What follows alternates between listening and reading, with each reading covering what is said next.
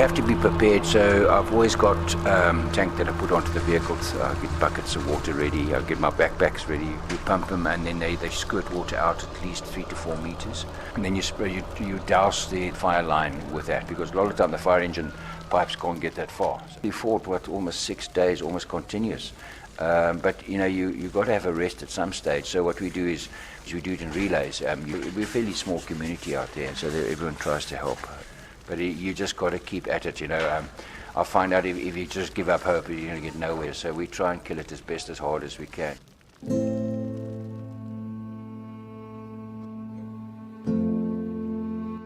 I started building in 2004. I wanted a beautiful old settler home, and I had a piece of grass. So we built it from the beginning to the end.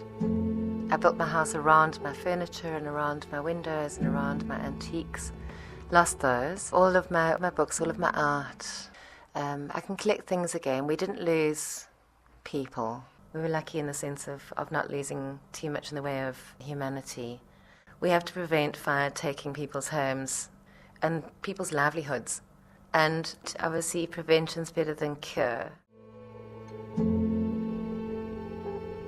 Yeah, I had a workshop with lots of tools and spares, and had in a garage with 5 motorcycles. And as I indicated in my letter to Grokotz, when it came to fighting the fires that was my neighbour on my property, the one fire engine didn't have petrol in one of the generators. One of the neighbours went and got petrol out of a lawnmower. They depend on the tanks on their vehicles, so once that runs out, they have to go and try and find water somewhere else. Nobody came and said, you need to evacuate your property. There was no feeling that anybody was actually really in control. It really, I think, is luck that there weren't any loss of life. From my perspective as the head of department, I think we are unnecessarily criticized. We are the best equipped in terms of manpower, in terms of vehicles, and in terms of equipment than all the other 8 municipalities in the district. I was in control of that fire. We did what we could to save most of the properties. It's unfortunate that Dominic was one of the ones that have lost. I would have much more appreciated if he came here and tell me certain things instead of going to the press. There are natural situations like what has happened here that we cannot control. We are human beings, we are trained, but we can do so much. When I saw moments of beauty in literally mindless destruction, I did realize that other people have lost lives, they've been burned. I want to do something to help.